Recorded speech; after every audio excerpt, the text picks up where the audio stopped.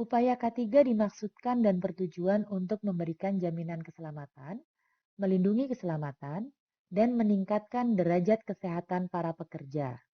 Caranya dengan cara pencegahan kecelakaan dan penyakit akibat kerja, pengendalian bahaya di tempat kerja, promosi kesehatan, pengobatan, dan rehabilitasi. Sehingga eksistensi K3 ini adalah untuk melindungi pekerja dari risiko kecelakaan kerja, meningkatkan derajat kesehatan pekerja agar pekerja dan orang di sekitarnya itu terjamin keselamatannya, dan menjaga agar sumber produksi dipelihara dan dipergunakan secara aman dan berdaya guna.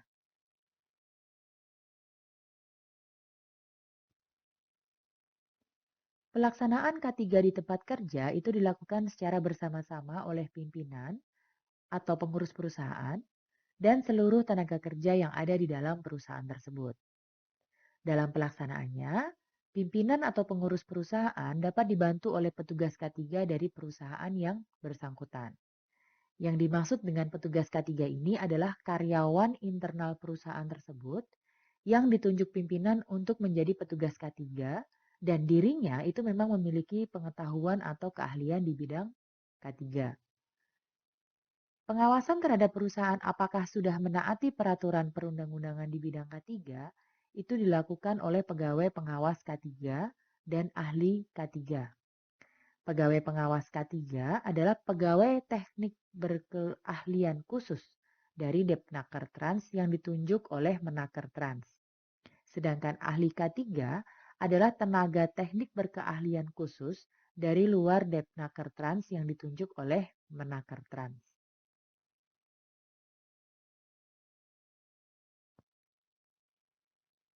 Yang bertanggung jawab atas K3 di tempat kerja itu adalah pimpinan atau pengurus perusahaan. Kewajiban tersebut antara lain menunjukkan dan menjelaskan tentang kondisi dan bahaya yang dapat timbul di tempat kerja kepada pekerja baru. Kemudian, menunjukkan dan menjelaskan tentang semua alat pengamanan dan pelindung yang diharuskan. Lalu, perusahaan juga wajib menjelaskan tentang cara dan sikap melakukan pekerjaan. Dan perusahaan wajib memeriksakan kesehatan fisik dan mental pekerja. Sedangkan terhadap pekerja yang sedang dipekerjakan, perusahaan wajib melakukan pembinaan dan peningkatan dalam hal pencegahan dan penanggulangan kecelakaan kerja. Perusahaan juga wajib menyediakan secara cuma-cuma seluruh alat pengamanan dan pelindung yang diharuskan. Kemudian, apabila terjadi kecelakaan kerja, perusahaan wajib melaporkannya kepada disnaker setempat. Lalu, perusahaan juga memiliki kewajiban untuk membayar biaya pengawasan K3. Pekerja sendiri juga memiliki kewajiban untuk memberi keterangan yang benar jika dimintai keterangan oleh pengawas K3.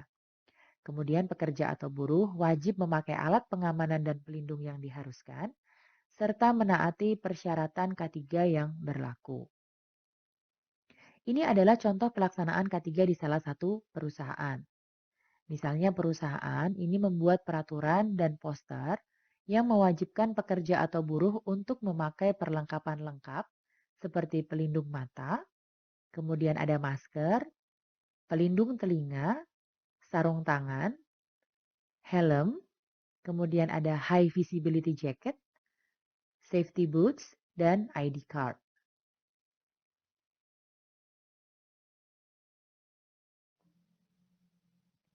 Setelah selesai melihat video ini, silahkan teman-teman mengerjakan kuis yang telah saya sediakan di Elita.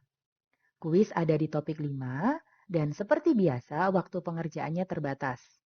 Hal ini saya lakukan sebagai bentuk mekanisme pengawasan pengerjaan kuis secara jarak jauh. Silakan teman-teman kerjakan kuisnya, jangan sampai terlewat kesempatan menjawab kuisnya. Jadi, kerjakan sesuai waktu yang saya tentukan, jawab secara jujur, cepat, dan tepat. Penilaian kuis ini akan dimasukkan ke dalam komponen nilai tugas. Jadi, silakan teman-teman untuk langsung mengerjakannya setelah video ini sudah selesai disimak.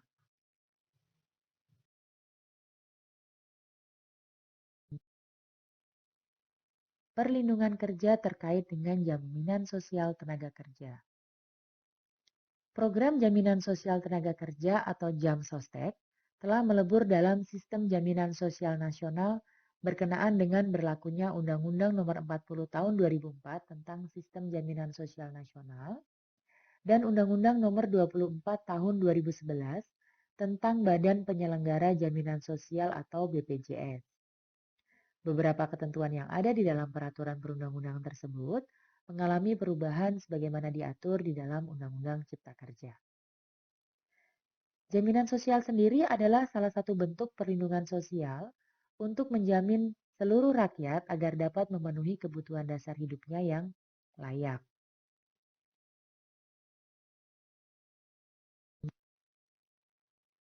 Menurut ILO atau International Labour Organization, Social Security pada prinsipnya adalah perlindungan yang diberikan melalui berbagai usaha dalam menghadapi risiko ekonomi dan sosial yang dapat mengakibatkan terhentinya atau berkurangnya penghasilan.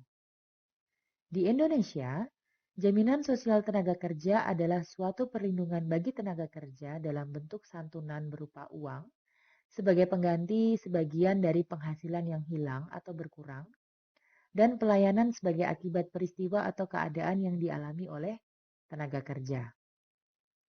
Jenis program jaminan sosial ini meliputi yang pertama ada jaminan kesehatan, kemudian ada jaminan kecelakaan kerja, jaminan hari tua, jaminan pensiun, jaminan kematian, dan jaminan kehilangan pekerjaan.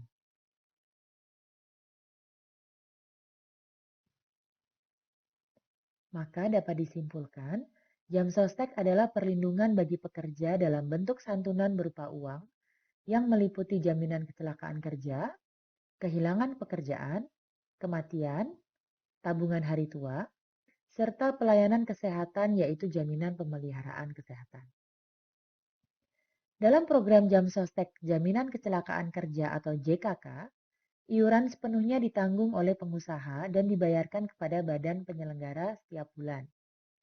Kecelakaan kerja meliputi kecelakaan sebagai akibat hubungan kerja dan kecelakaan yang terjadi dalam perjalanan dari atau ke tempat kerja sesuai rute yang biasa dilalui. Besarnya iuran tergantung dari risiko kecelakaan yang mungkin terjadi. Dalam program Jamsostek Jaminan Kematian atau JK, iuran ditanggung oleh perusahaan. Jaminan kematian diberikan bagi kematian pekerja saat menjadi pekerja atau peserta Jamsostek. Hal ini diberikan untuk turut menanggulangi dan meringankan beban keluarga yang ditinggalkan dengan cara pemberian santunan biaya pemakaman.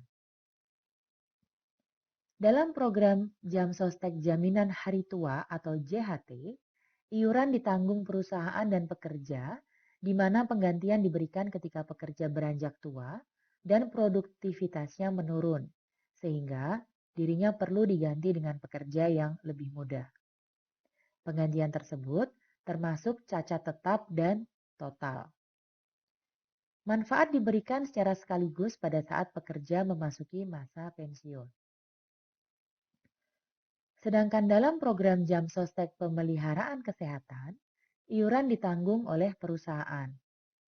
Jaminan ini diberikan dengan maksud untuk meningkatkan produktivitas pekerja sehingga bisa melaksanakan kerja dengan sebaik-baiknya.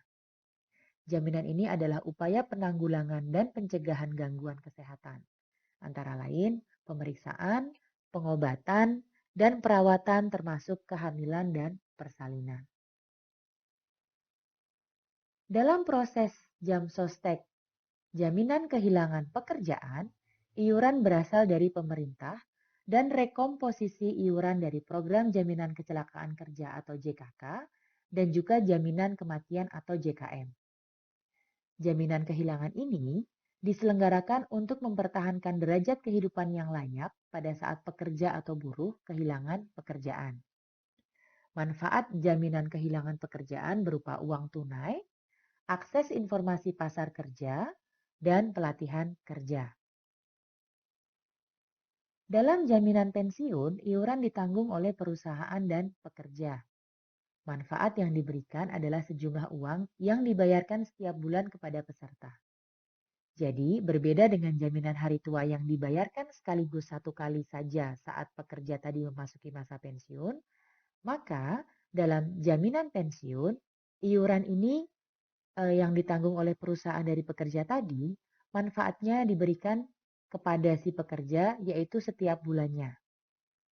Hal ini dimaksudkan agar pekerja tetap dapat mempertahankan derajat kehidupan yang layak ketika dirinya sudah pensiun dan tidak bekerja lagi.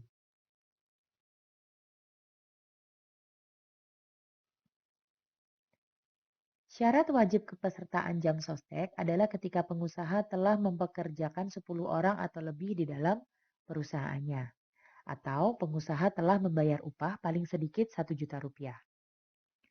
BPJS adalah badan hukum publik yang dibentuk untuk menyelenggarakan program jaminan sosial dan bertanggung jawab kepada Presiden, sehingga dia bukan badan hukum privat yang berbentuk BUMN. BPJS terbagi dalam 2 jenis, yaitu BPJS Kesehatan dan BPJS Ketenagakerjaan. BPJS Kesehatan itu dahulunya adalah PT Askes, sedangkan BPJS Ketenagakerjaan dahulunya adalah PT Jamsostek. BPJS Ketenagakerjaan menyelenggarakan jaminan kecelakaan kerja, jaminan hari tua, jaminan pensiun, jaminan kehilangan pekerjaan, dan jaminan kematian.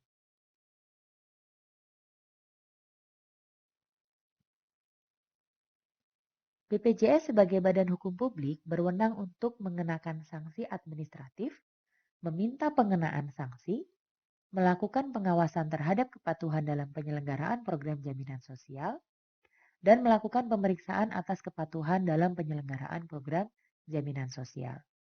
Jadi BPJS ini berwenang untuk mengenakan sanksi administratif berupa teguran tertulis atau denda bagi pemberi kerja dan orang yang tidak melaksanakan penyelenggaraan jaminan sosial. Selain itu, BPJS juga berwenang untuk meminta pemerintah mengenakan sanksi kepada pemberi kerja dan orang yang tidak melaksanakan penyelenggaraan jaminan sosial tadi berupa tidak mendapatkan pelayanan publik tertentu dari pemerintah. Pelayanan publik tertentu itu misalnya pemrosesan izin usaha, kemudian izin mendirikan bangunan, bukti kepemilikan hak tanah dan bangunan, atau izin yang diperlukan dalam mengikuti tender proyek, atau izin mempekerjakan tenaga kerja asing, dan izin perusahaan penyedia jasa pekerja atau buruh. Jadi BPJS bisa meminta kepada pemerintah untuk kemudian tidak memberikan pelayanan publik tertentu kepada pemberi kerja atau orang yang tidak melaksanakan penyelenggaraan jaminan sosial. BPJS juga berwenang melakukan pengawasan kepada pemberi kerja dan orang terhadap kepatuhan dalam penyelenggaraan program jaminan sosial. BPJS juga berwenang untuk melakukan pemeriksaan atas kepatuhan dalam penyelenggaraan program jaminan sosial.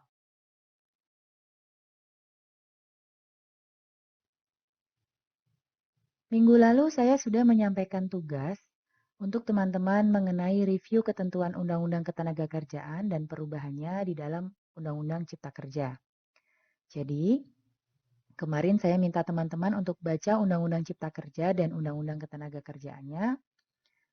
Dan sebenarnya bisa teman-teman juga menambahkan peraturan perundang-undangan terkait ketenagakerjaan lainnya yang ketentuannya juga dirubah di Undang-Undang Cipta Kerja. Lalu teman-teman teliti dan analisa aspek ketenagakerjaan apa sajakah yang berubah di dalam Undang-Undang Cipta Kerja. Tuliskan secara rapi dan rinci, perbandingkan sebelumnya bagaimana aspek ketenagakerjaan yang berubah tersebut dan di dalam Undang-Undang Cipta Kerja berubah menjadi bagaimana. Petunjuk pengumpulan tugas dan batas waktu bisa dilihat di Elita.